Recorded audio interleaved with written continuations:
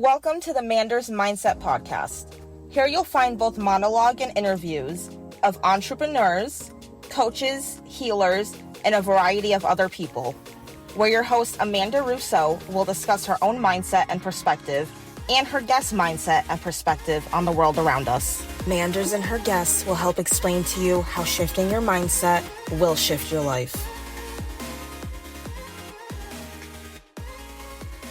Welcome back to Manders Mindset, where we explore the power of shifting your mindset to shift your life. I'm your host, Amanda Russo, and I am so excited for today's guest. I am here today with Dr. Nona Djavid, and she is an international speaker, transformational coach, and the author of Elevate Your Life, where she shares her 7 pillars for personal transformation. With a doctorate in chiropractic and a background in neurology from UC Berkeley, she blends science with mindset and energetics. She is the creator of the 1 Week Month Lifestyle and the founder of part-time $1 million business, empowering high achievers to build freedom-based businesses. Dr. Nona has been featured in Forbes, Huffington Post, NBC News, and more. And she speaks globally about entrepreneurship, mindset, and personal mastery. And I'm so excited to speak with her today. Thanks so much for joining me. Thank you, Amanda. I'm excited to be here. So that's an awesome bio, but who would you say Nona is at the core? The first thing that comes to my mind is I'm a mom of 2 little kids and a stepmom to a daughter. I think that's an important role that I take really seriously.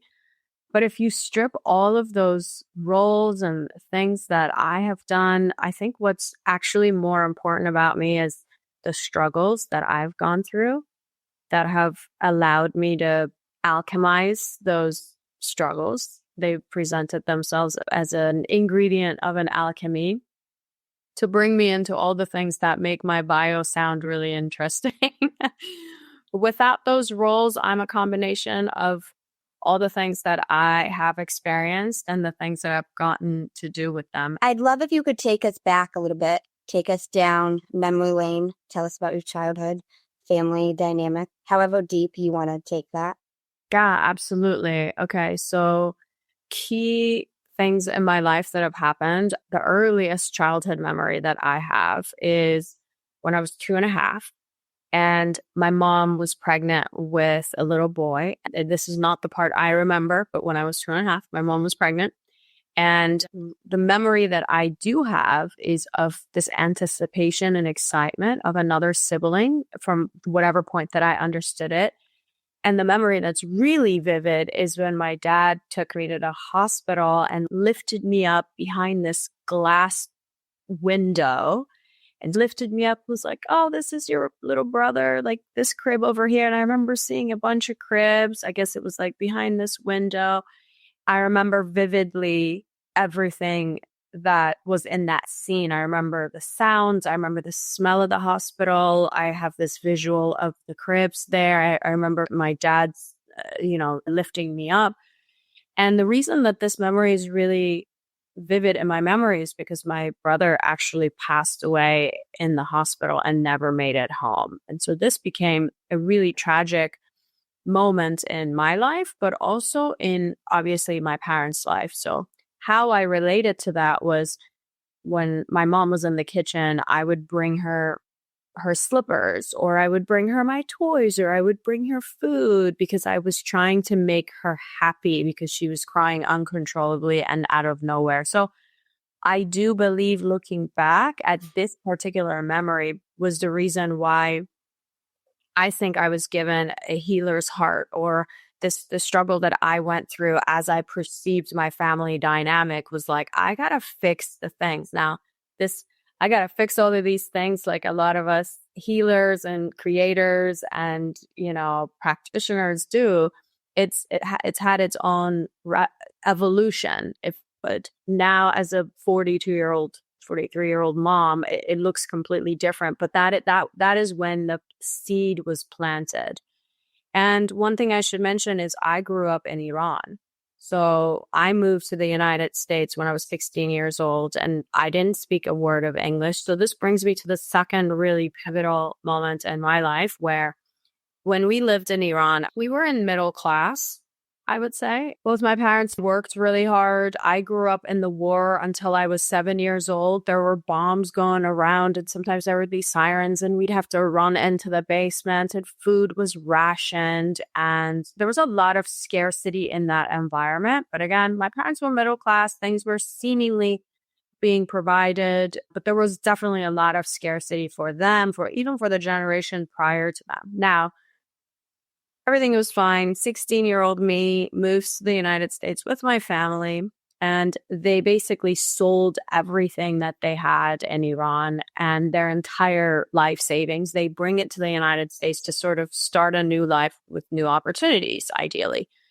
As we arrive here, we are immediately below poverty because the money exchange, the currency, the way that it works is, okay, now it's me, my sister, and my parents, and we're in a tiny little space in not the best area of town. And I'm thrown into high school in that moment without knowing a word of English, already looking different than everybody else in my town, already feeling different. I mean, there was this need for fitting in, and then the scarcity of what we're experiencing, literally survival.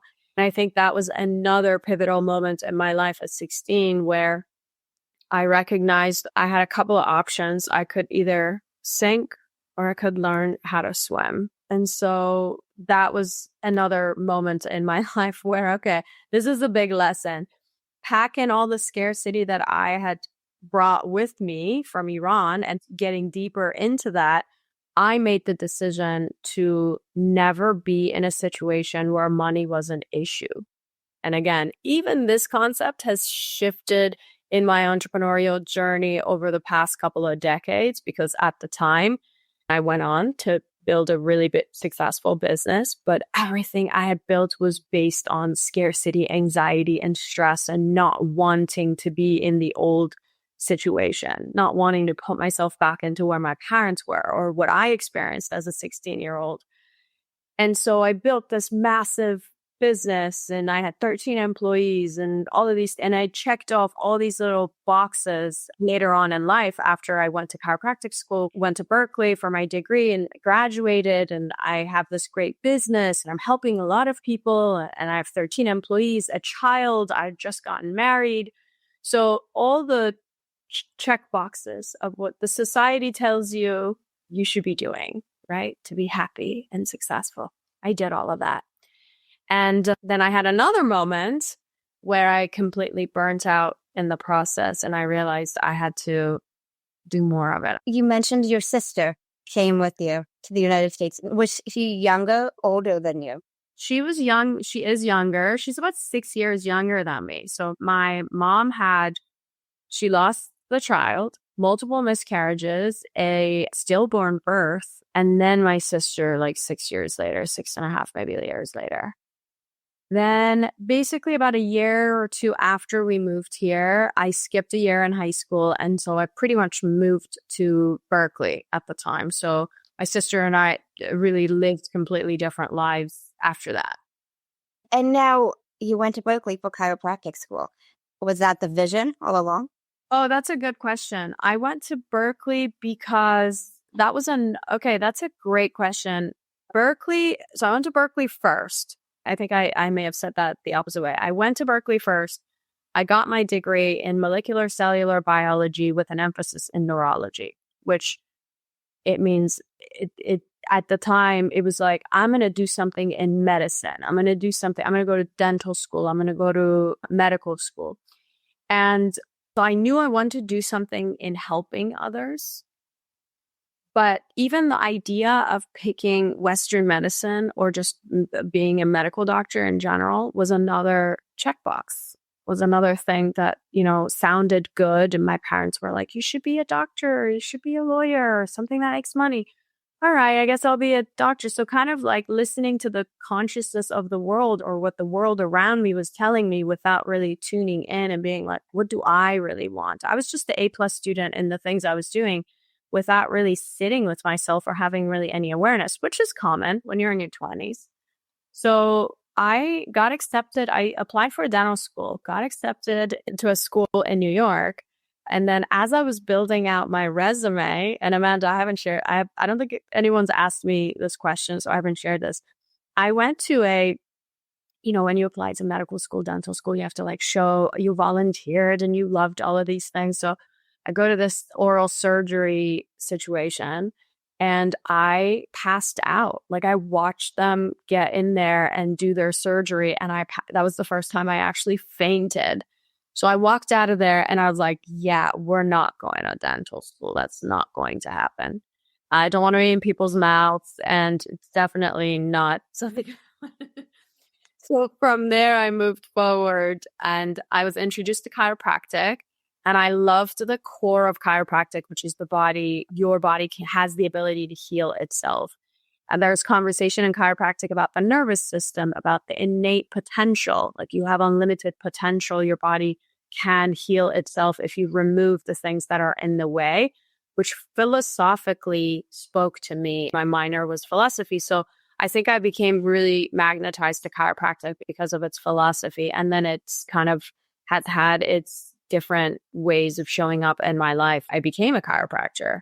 I had a pediatric practice for 10 years. And then I exited that role and got into some other things. What made you exit that role? As a chiropractor? Yeah. A few things.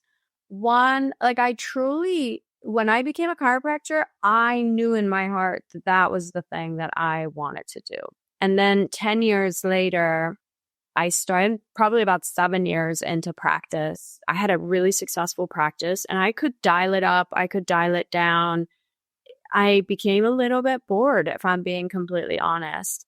And at the same time, I felt like I could make a bigger impact because in a practice, as a practitioner, whether you're a medical doctor, dentist, chiropractor, acupuncture, and in a lot of different roles, even as a teacher, right? You are limited. Your impact is limited to who's in front of you. Like I could have this, there's only so many people I could serve as a chiropractor, even with other chiropractors working in my clinic.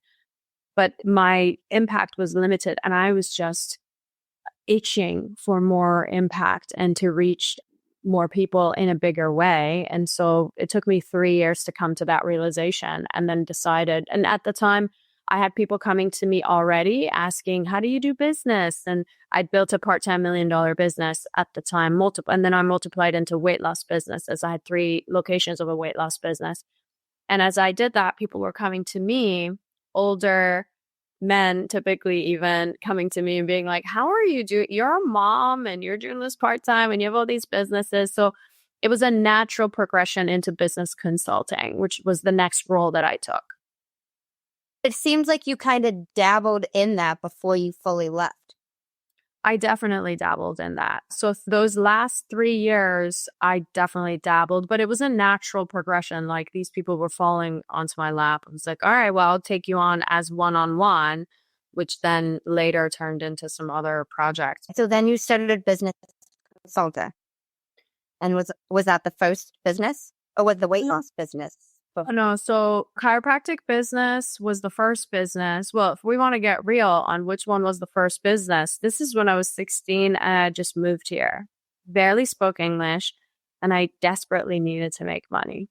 I worked at a fast food place for like a short minute.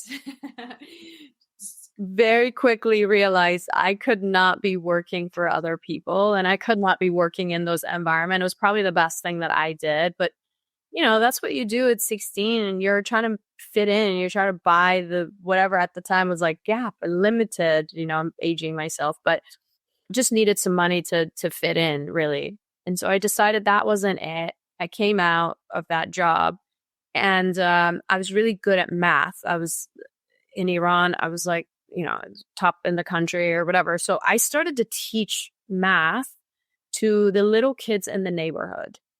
And then so if you think about it, that was my first business because it did have its own evolution. I realized I can only do so much one-on-one with these kids. Like I was making whatever X dollar amount.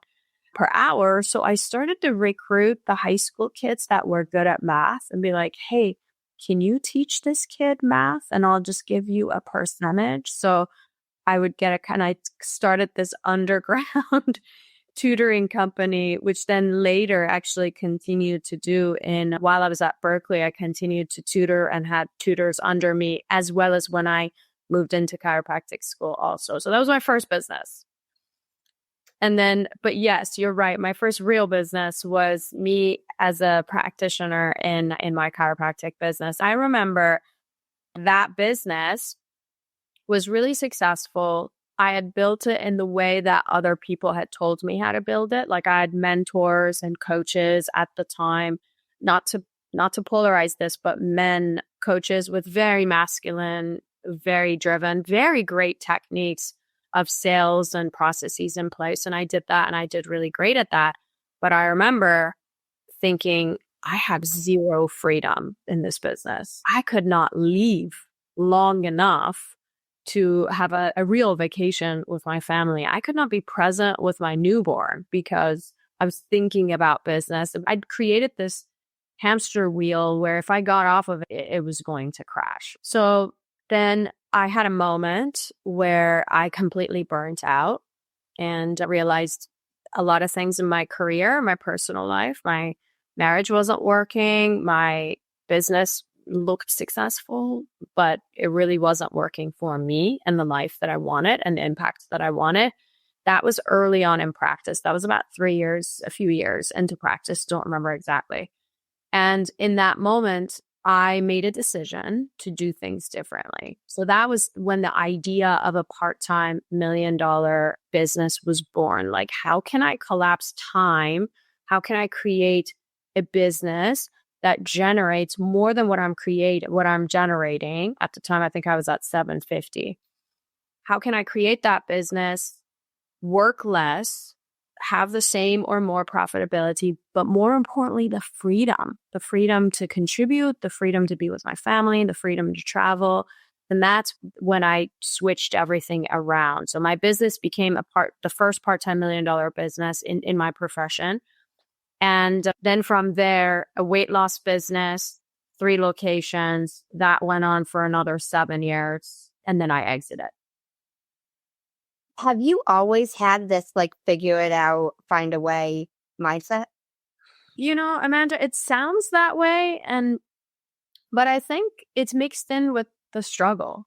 Like being at the bottom of the rabbit hole. I remember this moment when I had a newborn, my first kid, and I was married and I had the successful practice.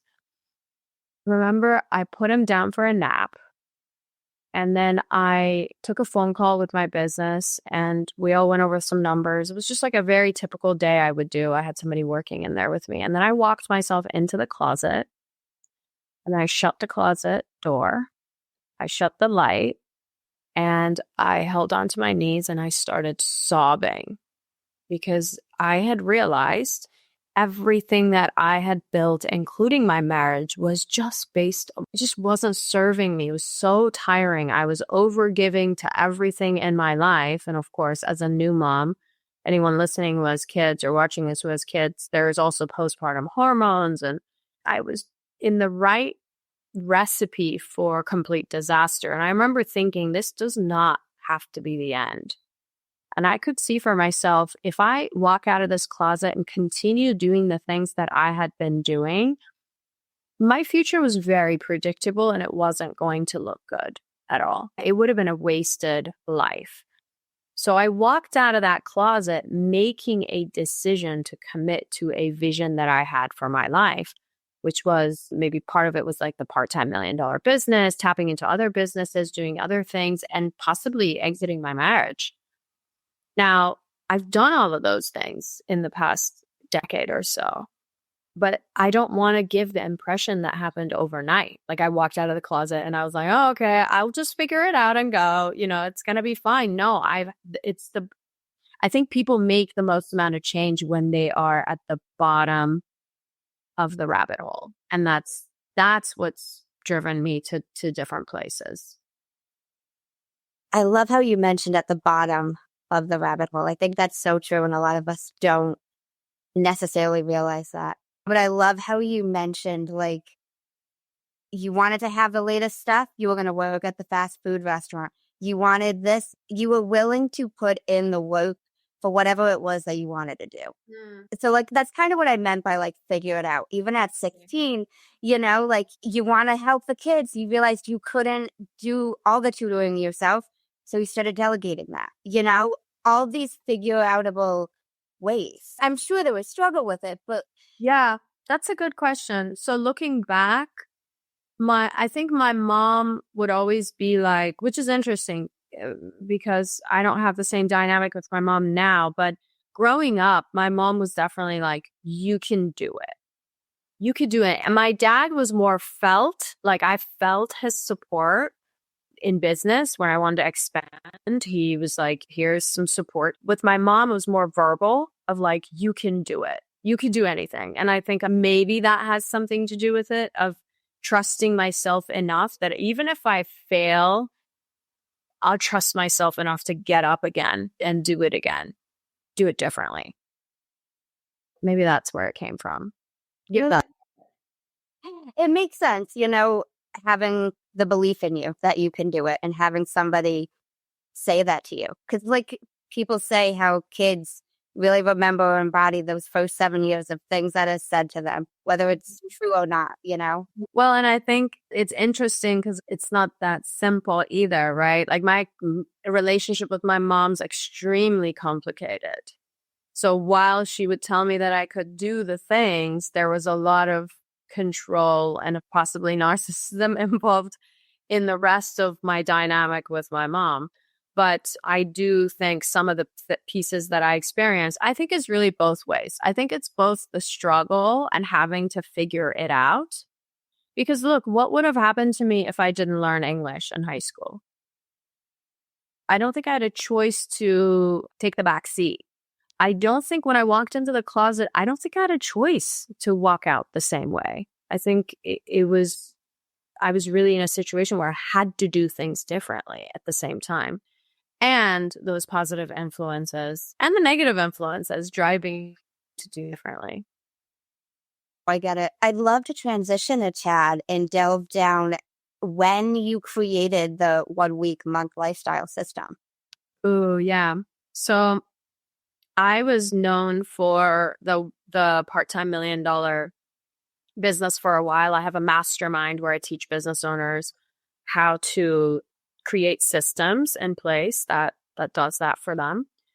And then I started to realize, Amanda, I could come into your business and I could give you a part-time, I could dial things up and down. I'm really good at business. And I could leave after a few months and you are at your, let's say, part-time $1 million or whatever your version of it is. And then I could leave, which by the way, I've done many times. And then I could leave. And then a few months later, these business owners would just self-sabotage themselves right back to where they started.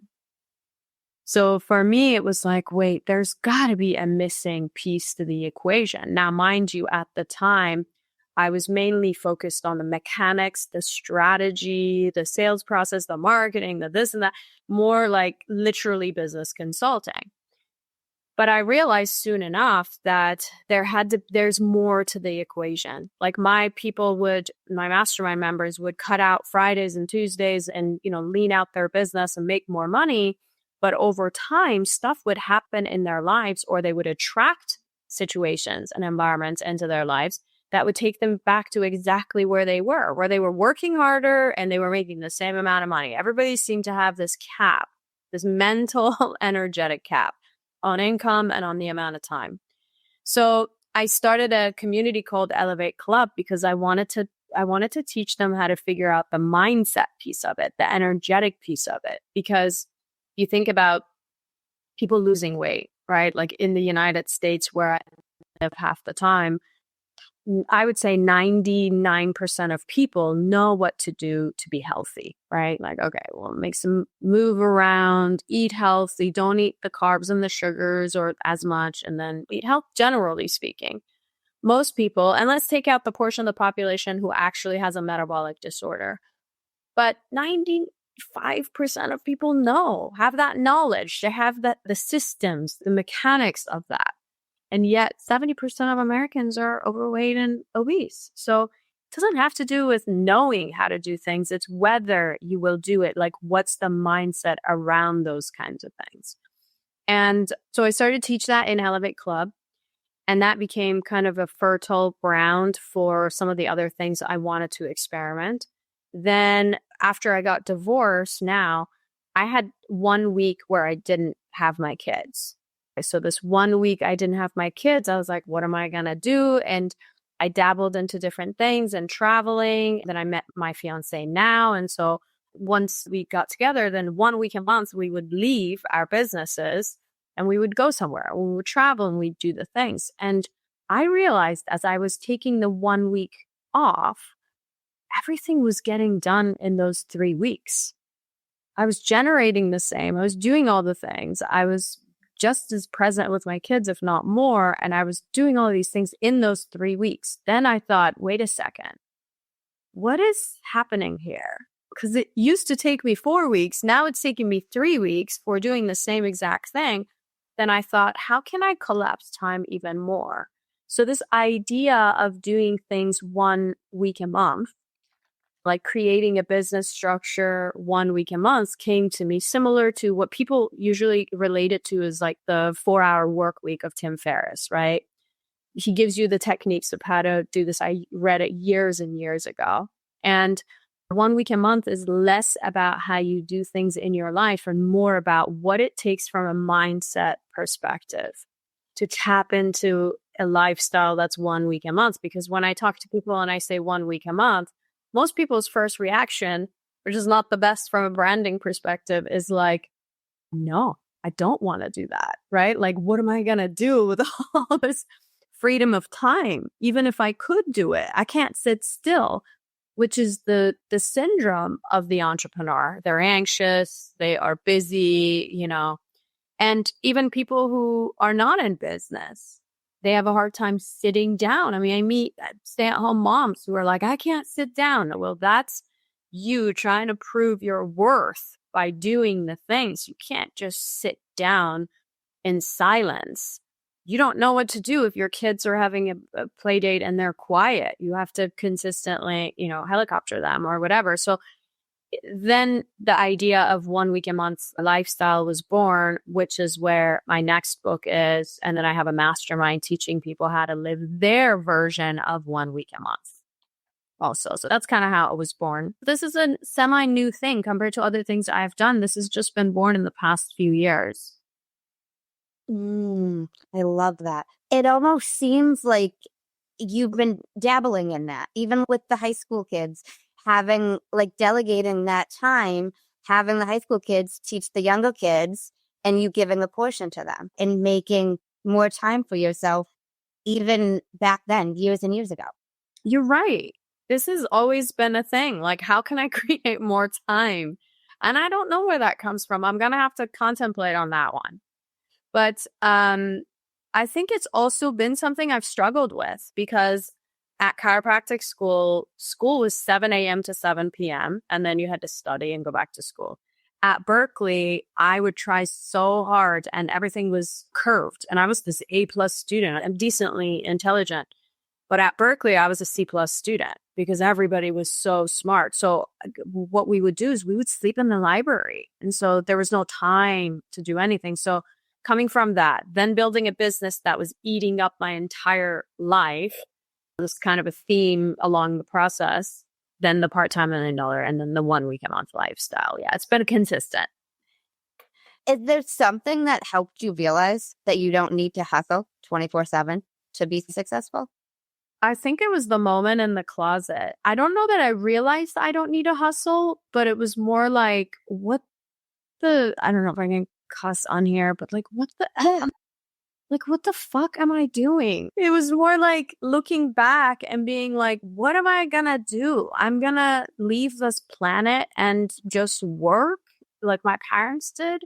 And the other recognition is I'd built, up until the closet moment, I built the business based on the understandings of my parents experience, like work really hard and hustle. And then in a moment, I realized I'm actually addicted to that.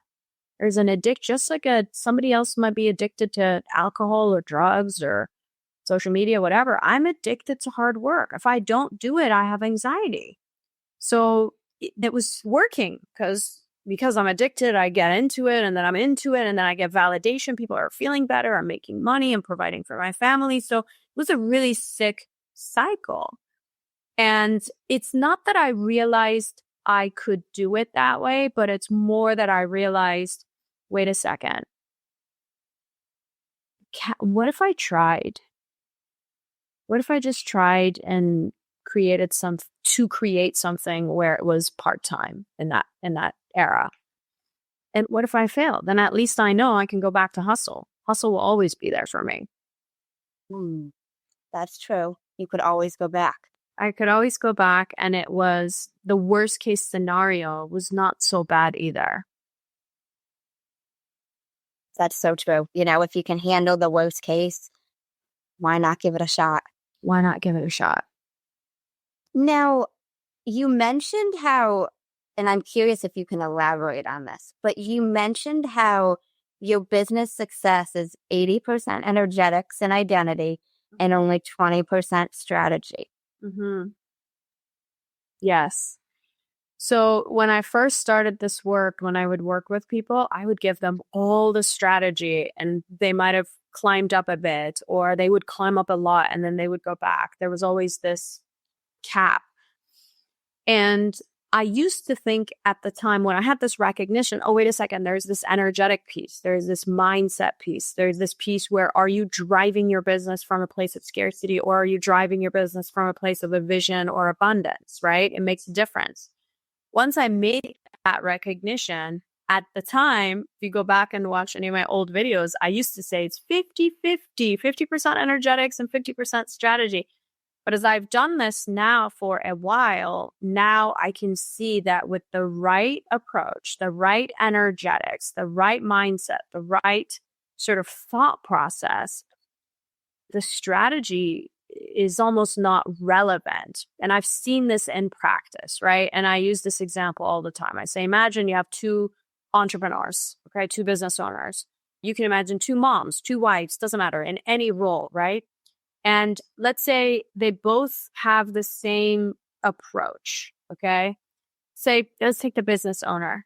They both have the same exact approach. They're in the same business. They have the same marketing, the same systems in place, the same sales processes and everything else. And they're moving forward in their businesses that way. But let's say one of them is approaching those systems from a place of scarcity and not enoughness and wanting the validation and wanting to not be a certain way. And so there's a lot of fear and doubt in the things that he's doing, even though he's saying the same things as this other guy. Then on the other side of things, this other person is doing those exact same things, but his approach and his energy in his energetic field is filled with abundance and love and service and ease and freedom. Right? And he's doing, the doing is the same, but the being is completely different. Well, they're going to have a completely different experience of that. And the end result would 1,000% be different for both of those. And you take this into your personal life. I mean, if I bring coffee for my husband, and if I'm like carrying the coffee and making the coffee with love in my heart and gratitude for all the things that he does and for my family, for my kids, and I'm filled up with gratitude, and I take him that coffee without saying a word, no facial expression, no words. And then let's say another experience where I take him the same coffee, same exact walk to get him the coffee, and same exact facial expressions, nothing, no words said.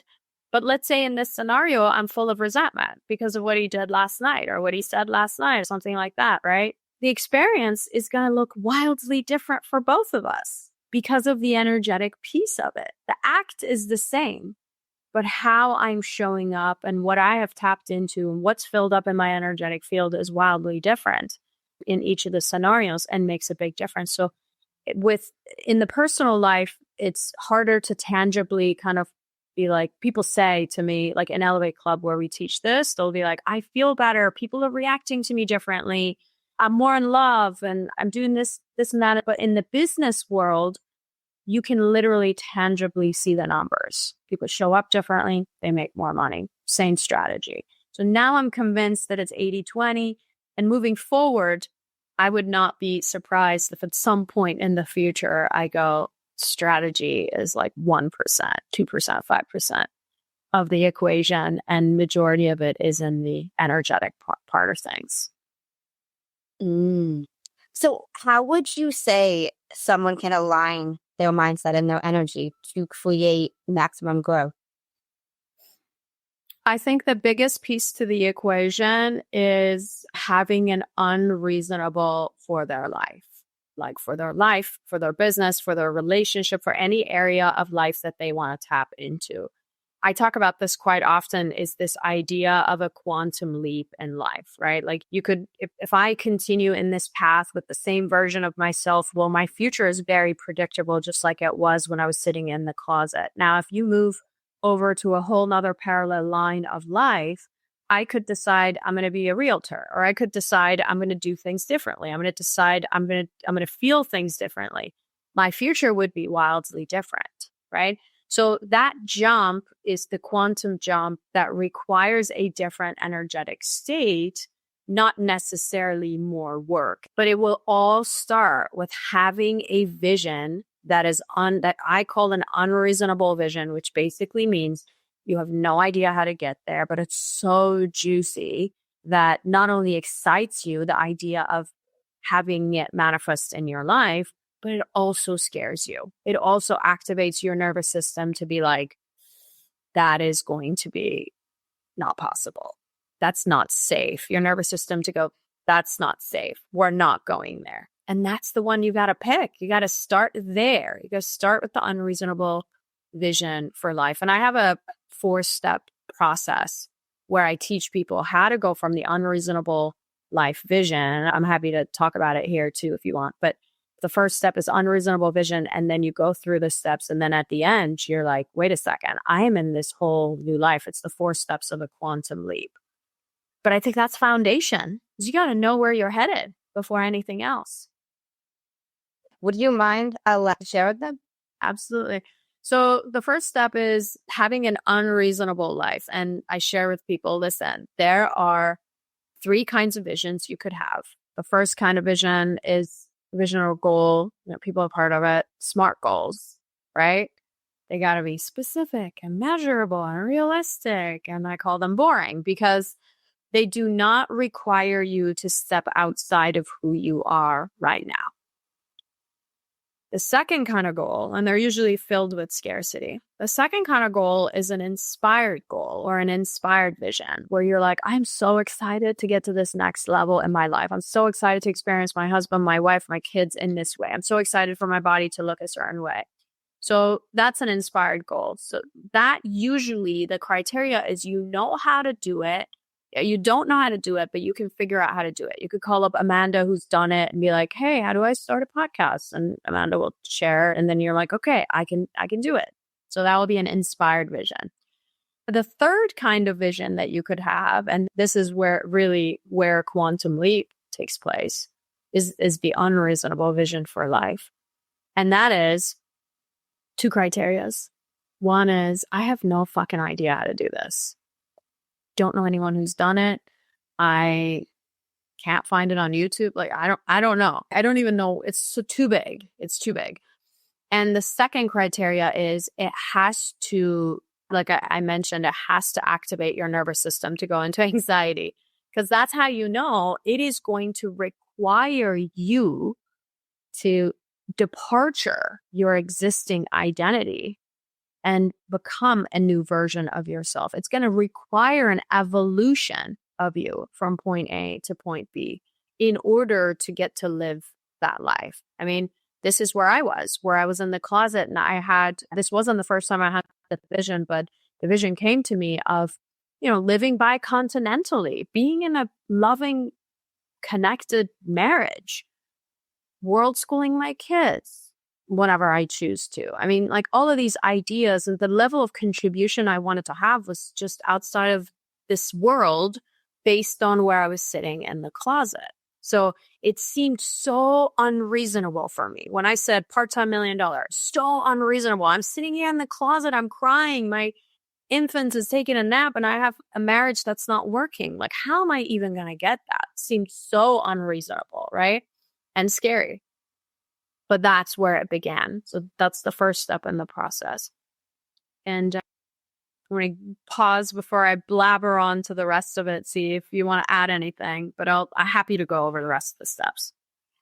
And no, that makes a lot of sense. I love the unreasonable life, unreasonable vision, and I love how you mentioned boring as for the SMART goals. They might be achievable, but they're basic, like it's not, even if it's not boring, they're like basic surface level, like even the inspired ones feel like will change your life more than your basic goals. Even like inspired to start a podcast, inspired to start your health journey, you're gonna, I would think, get something more out of it. Yeah. It makes sense about the nervous system. Because if you think about it, SMART goals, they're within your nervous system. They are, your SMART goals are, you're already regulated to where your SMART goals would be. Inspired goals, they require a bit more, but you figure it out, you guys, not that far off from the safety of your nervous system.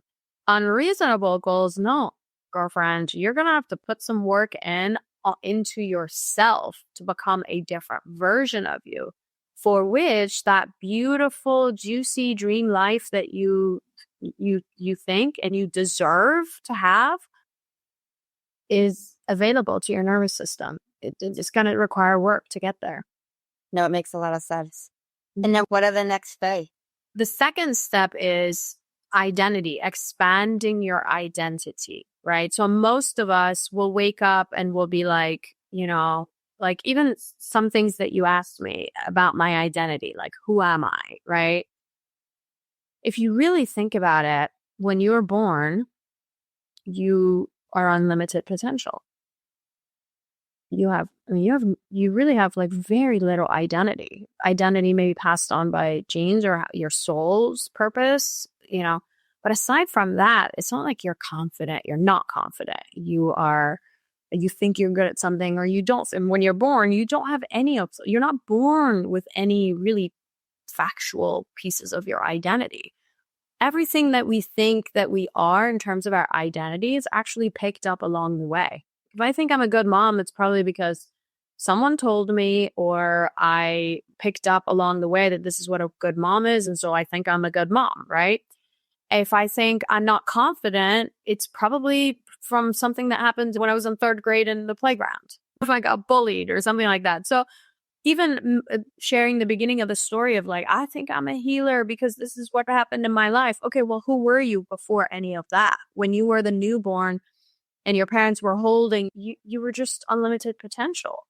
So I think of identity as two things. One is that your identity is fluid.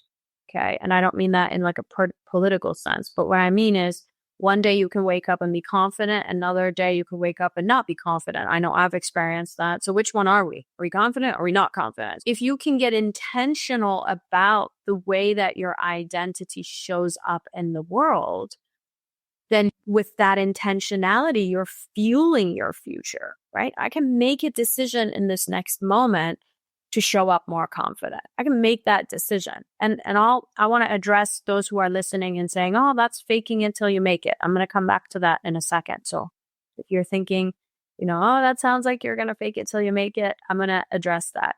But the other piece to the equation is your identity will always drive your behavior, which means if you think you're a good mom, you're going to do things that good moms will do. And this is my favorite example when I have this conversation is if you think you're a fit person, like if you are the kind of person who let's say you identify yourself as like a gym rat, you will never probably write in your journal, because I did that for many years, right? I have friends who identify as quote unquote the gym rat. They just find time and they just go to the gym. And here I am every January. I'm going to go to the gym. I'm going to lift weights or whatever. It's just not part of my identity. And I can choose. If I'm really committed to the vision, say, of a six-pack or a certain thing, then I can choose that identity, right? It takes work to get there, but that's the process, is expanding your understanding that your identity is driving your behavior. If you're procrastinating, if you're not doing the things, if you are in a certain kind of relationship, that's because that's how you identify. Maybe not as worthy, maybe not as worthy of your health, worthy of love, worthy of money, all of those things. So your environment that you have created, the life that you've built for yourself, the relationships that you have, they're all a reflection of your identity. Okay, well, if you want something different, you're going to have to expand your identity to the version of itself that has access to something different. So if I've done step 1 properly, which is having an unreasonable vision, then in step 2, I'm going to define the identity pieces, the traits, the behavior, the thought process, the habits of the next version of myself that has access and is in alignment with the next level of life, with the unreasonable vision that I've set for myself. Now, let's talk about those who are like, well, that sounds like you're just going to wake up and you're going to fake confident yourself into things, right? So my answer to that is, whatever limitations you have right now that are holding you back from that unreasonable dream life, which, by the way, you deserve. Whatever limitations you have that are holding you back, those are fake.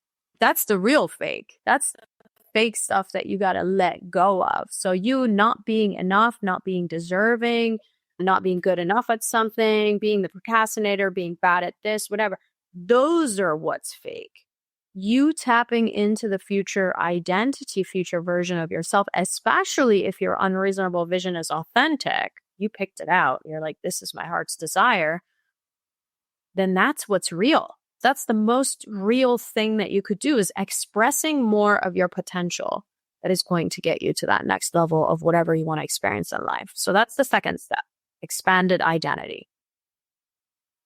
Get into the third? Got it.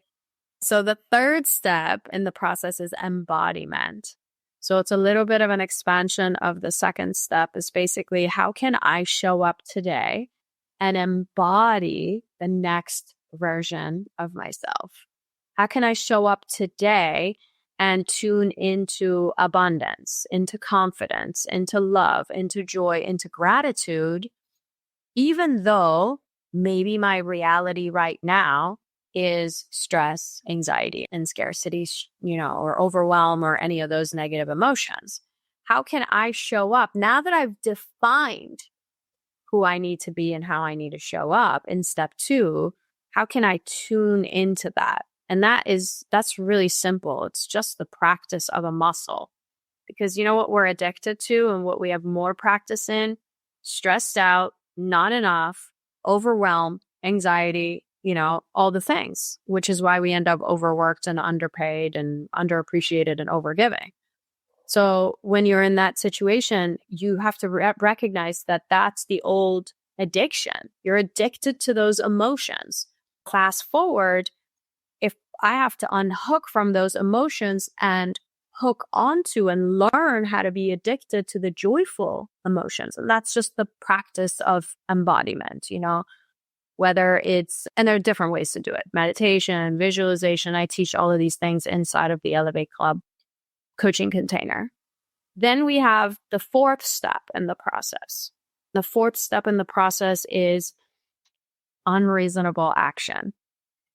So this is where there's 3 kinds of actions. If you've been listening and taking notes, these 3 kinds of actions, they actually go hand in hand with 3 kinds of visions that we discussed in step 1. So the first kind of action is going to be scarcity-based actions. Taking action because you're afraid. Working harder because you're afraid you're going to lose your job. You're working harder because you're afraid you didn't have a good month in your business. You're overgiving in your relationship because you're afraid you're going to lose their love. So those are fear-based. They give you a different experience of life, even though the doing is the same, might be the same. The second kinds of actions are going to be inspired actions. Oh, I'm excited to do this thing. And obviously, as you mentioned so gracefully, they're so much better than scarcity actions and scarcity visions. But they do not require you to quantum leap. The third kind of action, and this is why you have to do the steps in order, and this is why I have a 90-minute training on this, because it's not as simple as I maybe make it sound. But by the time you get to the fourth step, you already have an unreasonable vision. You already defined the identity. You already embodied it. You already practiced it at least a little bit. Now it's time to take unreasonable actions. Those unreasonable actions are going to look like the kinds of actions that the identity of you, that the version of you sitting in the closet, your version of the closet, the identity of you right now sitting here listening or watching this podcast definitely would not take. But you know who would take those actions? The version of you that's already living your unreasonable life. And so those are the kinds of actions that are going to quantum leap you to that next level.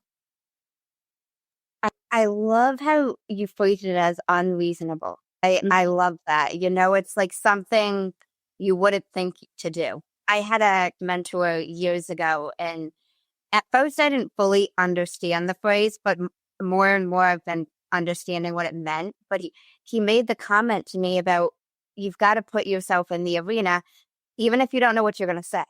Just put yourself in the arena. Show up there. You don't have to have all the answers. You'll figure it out as you know. And that unreasonable action, if it doesn't have to make sense, it can scare the crap out of you. Do it. Yes. And I want to say that unreasonable action is only unreasonable for the version of you here that's afraid to step into the arena. But it's actually very reasonable for the next version of you that's already living the life of her dreams, right? That version of you would step into the arena with confidence. It would not even second guess herself, right?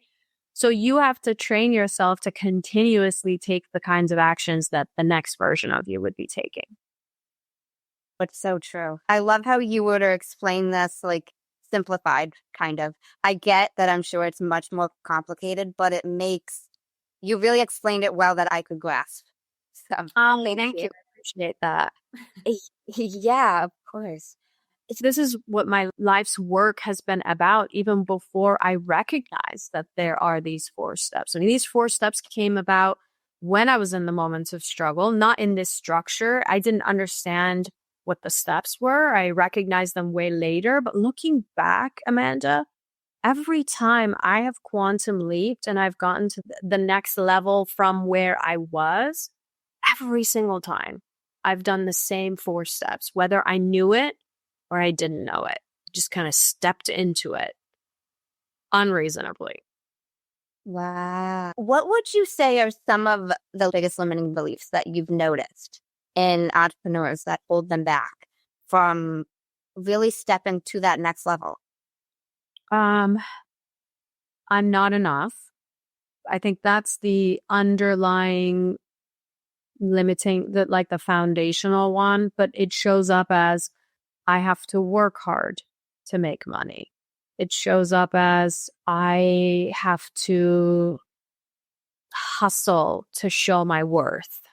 I think those are really big ones. I'm not loved, which basically makes us show up in an inauthentic way in our businesses, or I'm seeking love, I'm seeking validation, which comes from I'm not loved. I think those are big foundational ones. I'm not enough, and I'm not loved. We're all living life trying to prove ourselves and prove that we are enough. And I think that's enough. We can stop right there. How can they overcome these? I think, okay, so there's 2 ways to approach this, right? So I could be like, oh, look, Amanda, this is what happened when I was a kid, and my mom did this, and my dad did this, and I can identify fully with that story. And then I could go to therapy, and this is nothing against therapy. I highly suggest people get therapy. I've gotten therapy when I was going through divorce as well. And but we can look into and be like, what did your mom say? And then what happened when you were a child? And what do you remember? And just kind of giving a ton of energy to what created the limiting belief systems, right? What created the scarcity or whatever the case might be. Or this is my favorite way of doing it, is to look and go, what's my unreasonable vision for my life? Like, and this from a nervous system perspective actually makes more sense, because if I can give the energy to this, and if I can say yes to my vision and my new identity and my new embodiment every single day, I can find an opportunity, a moment to show up as the next version of myself. If I can do that more than I do this, going back to the old and giving energy to the not enoughness, over time, your nervous system will prune. But I think pruning is when you cut the things that are not working, right? You cut the old leaves, and now there's opportunity from that elimination process, because you cut it out. There's opportunity for actually more growth. So I think whether entrepreneurship or in motherhood or any role, fatherhood, any role that you have, giving more of your energy to where you are headed and less of your energy to who you have been and your limitations and why they're there is going to make that quantum leap happen to overcome those limitations. I don't think it's a one-stop situation, like one time and then you're done. I think this is a lifetime of work. It's not a one and done. Get that. I'm curious if you can share with us like some of the daily habits that you personally engage with that help you live the successful life that you live in. Yeah, I have 2 non-negotiables, maybe 3 non-negotiables. One of them is just so routine that I don't even consider a non-negotiable, but because it just happens. But the 2 non-negotiables, one is when I teach my students how to do the step 1, which is creating and building an unreasonable vision. First of all, most people fail right there. I don't know what I want, and they just identify with that. I don't know. I'm the person that doesn't know what I want, so I can stay small. So it took a while for me to put my unreasonable vision together. So I sat there, worked on it years and years, and it continues to evolve in the process as well. But that's something that I have typed up in my phone, also in the Google Doc, also in different version, paper version, my journal version. So one of my non-negotiables and habits is to read and feel through that. So I read the next version of myself, of my life story, of what, as if the wish is already fulfilled and I'm already living that life. So I read through that. That's one non-negotiable. Then I have a second non-negotiable, some version of a meditation. So it might be a short gratitude thing. It might be an hour and a 15-minute meditation. It doesn't matter, whatever I'm kind of in the mood for or have time for. So those are my 2 non-negotiables. Another really good habit that I have built over the years is in the mornings, asking myself 2 questions. What do you want to experience today? So when I first wake up and my fiance and I have kind of this conversation, what do we want to experience? This is on daily basis, but also if you're stepping into some kind of an arena, or if you have an event coming up, or if I'm coming on this podcast, what do I want to experience with Amanda, right? So first question, what do I want to experience today on this trip, on this vacation, on this stage, whatever. And the second question is, what needs to die? What needs to die? So what parts of me do I need to let go of? What do I need to eliminate today? What parts of my characteristics need to not show up? Maybe the part of me that might be insecure or procrastinates or not enough. And it's just, somebody asked me, I was at my retreat and someone was like, well, how can you do that? Because you can't just eliminate unworthiness in a question or in a day if you're choosing. And it's not so much about being like, today I'm going to not be unworthy and I'm going to get rid of that one. It's more just the intentionality of being like, that is gotta go. And then you might say that every single day to yourself. I'm going to let go of being a procrastinator every single day. You're just bringing awareness to the fact that that needs to die in order for what I want to experience to unfold. Because otherwise, you're just doing the same thing over and over and over again. We all know what that's called. Right. I love those two questions that you ask yourself every day. And that's so fascinating to me about the what do you want? I am a breathwork facilitator. And when I got certified in breathwork, we actually had to do this exercise with a partner. And we went back and forth and we asked each other, what do you want? And we couldn't say, I don't know, whatever the answer was, like whatever came to mind. But we did this probably 10 minutes. And like it got, at the beginning, it wasn't very deep. It might be very surface level, but you got to the core of what it is you wanted. Even started doing that exercise with myself, like in the mirror and asking myself, what do we want? And just repeating that phrase over and over. And like, at first, your mind might be like, I don't know. But as you ask it and you ask it and you ask it, it's going to have an answer. And almost forcing yourself to not say you don't know, whatever it is. There's something in there that you want. I love that. And I think you don't have to take it so seriously either. Like when you're first starting this practice, you could be like, I want a good day. The next day you wake up, you're like, I want a good day. The third day you wake up and you're like, I really want a good day today. So you could change it. You can say, I want coffee today. I want to experience a good cup of coffee. Start somewhere. And I think this practice, I took when I was going through a divorce process, there was a lot that unfolded because I recognized I had been doing things, even in my business, I've been doing things that I was told by other people. I would sit down at dinner with my ex-husband and I wouldn't sit down and look at the menu and be like, what would I want today? I'd lost that inner voice, if you would, because I'd been over giving and over processing in my marriage. I was in a position where I had to. And I think just coming back to yourself, there's something about activating that inner voice that's like, I wonder what I do want to experience today. It's really powerful. I don't know if you've heard of a man named Mike Dooley. Written a book. Yeah.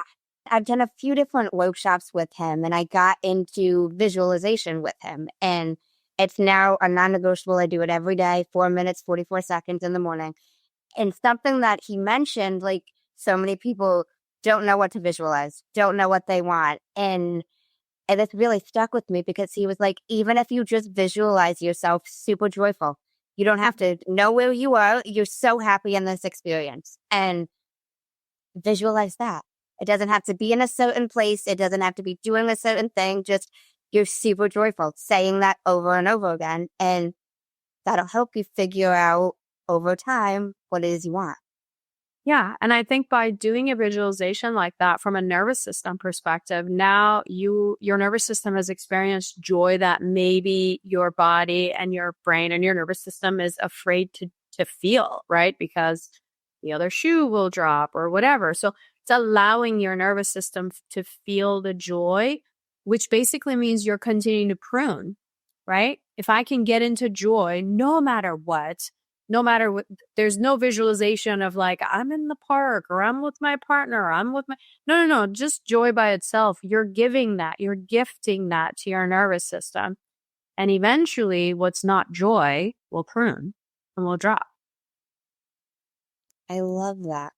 Now, if anybody listening to us is struggling, they're feeling stuck either in their business, their life in general, what's one powerful action step they can take to start their transformation?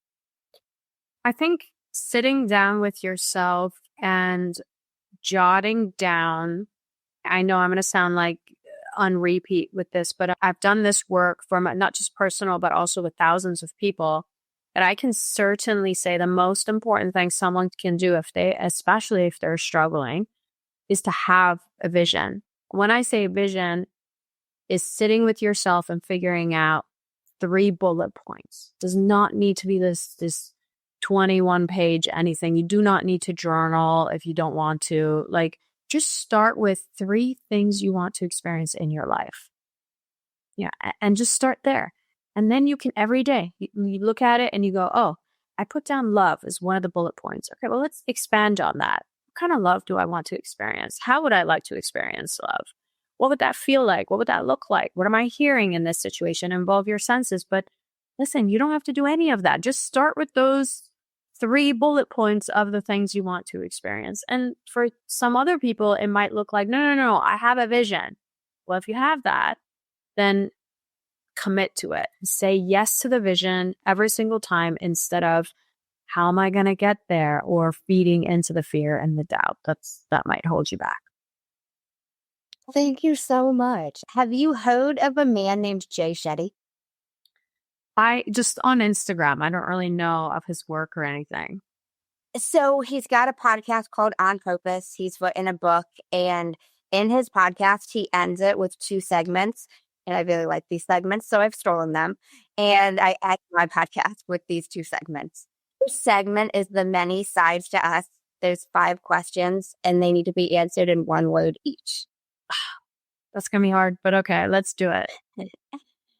What is 1 word someone who was meeting you for the first time would use to describe you as?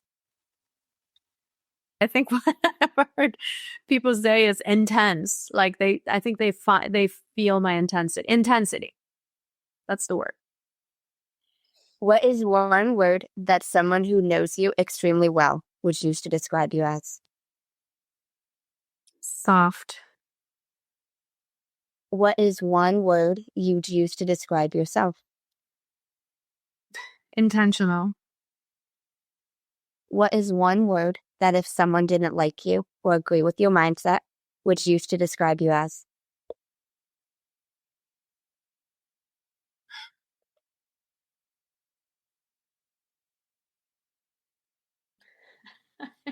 Intense. These are good. What is 1 word that you're trying to embody right now? Fun. Second segment is the final 5, and these can be answered in a sentence. What is the best advice you've heard or received? Trust yourself. Why is that the best? Because in it is embedded trusting that things are going to be okay. And I would rather subscribe to that than the anxiety and the fear. What is the worst advice you've heard or received? Any version of you have to do it this particular way. There's no other way. There's always a third door. I like that. There's always a third door. What is something that you used to value that you no longer value? Something I used to value that I no longer value.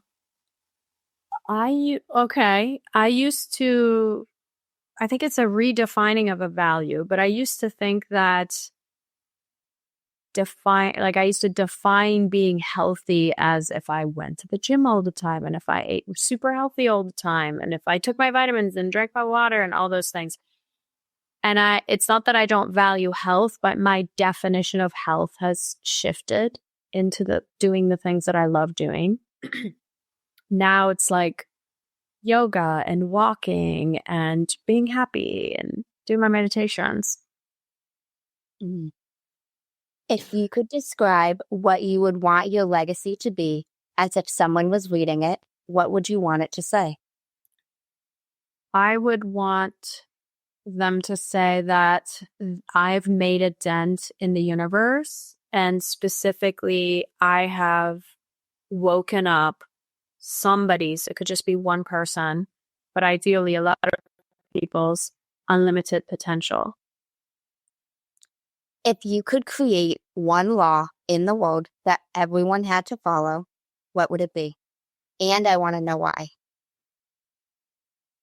A law that everyone would have to follow. I think treating others the way that you would want to be treated would make the world a better place. I'm sure that's somebody else's law, but that sounds like a good one. I'll borrow. And why? I mean, think about it. If we were to treat everyone the way that we want to be treated, fused with love and gratitude, less of the other stuff that's not serving humanity, I think we'd have a completely different world. Thank you so much for speaking with me. I really appreciate it. Thank you, Amanda. My pleasure. I hope it was valuable. It was. Where can listeners connect with you? They can look me up anywhere online and my website, but I love a personal connection most. So if this conversation resonated with anybody, message me on Instagram. And if you want the 90-minute training, I'm happy to send it over. That's probably the best personal connection right now. Awesome. I will link that in the show notes. And no pressure, but I do like to always give it back to the guest. Any final words of wisdom you want to share with the listeners? Just going back to trusting yourself. I'm a student of trust. I have a tattoo on my wrist that says trust. So I think going back to that has always been really powerful, and it's paid me tenfolds. Thank you so much again. Thank you, Amanda. And thank you guys for tuning in to another episode of Manders Mindset. Hey guys, Manders here. Thank you so much for tuning in to my episode with Nona. I hope that was as transformative for you as it was for me. Now, here's a few quick takeaways from that powerful conversation that I wanted to highlight that really stuck with me. First, the idea of living an unreasonable life. That hit me. Nona talked about setting a vision for your life that's so bold and so big that it scares you. Not because it's impossible, because it forces you to evolve into the version of yourself who can actually live that life. I love that reminder to stop playing small or settling for your quote unquote realistic goals. Go for the goals that make your nervous system go, whoa. That hit me like a cord. It's key. That's the biggest way to grow and elevate. Second, identity drives behavior. If you think you're the type of person who procrastinates or always struggles, guess what? You will act that out. But you can choose to shift. Who do you want to be? I'm going to ask you again. Who do you want? And how would that version of you show up today? That was a huge aha for me. Shifting. How would the version you want to be show up? Act like them. Pretend you are already them. Because identity drives behavior. And lastly, trust yourself. Nona said that more than once, and it's simple, but it's powerful. Even in those closet floor breaking down moments, trust that you will figure it out. That's how real transformation starts. Not with knowing the entire path and knowing the whole plan, with believing that you will keep walking it. As I always say, everything is figure outable. It's not from me, it's a book by Marie Forleo. Look it up. But I truly believe that we will figure it out. You will figure it out. Trust yourself and trust that no matter what occurs, you'll figure it out. Thank you guys so much for tuning in to another episode of Manders Mindset. If this episode sparked something inside of you, I invite you to go back and re-listen to the episode and maybe even journal about it. Journal about your unreasonable vision. What does it look like? As always, thank you so much for tuning in to Manders Mindset. Keep breathing, keep shifting, and remember, everything is figure outable. Thanks, guys. Until next time. In case no one told you today, I'm proud of you. I'm rooting for you. And you got this. As always, if you enjoyed the show, I would really appreciate it if you would leave me a 5-star rating, leave a review, and share it with anyone you think would benefit from this.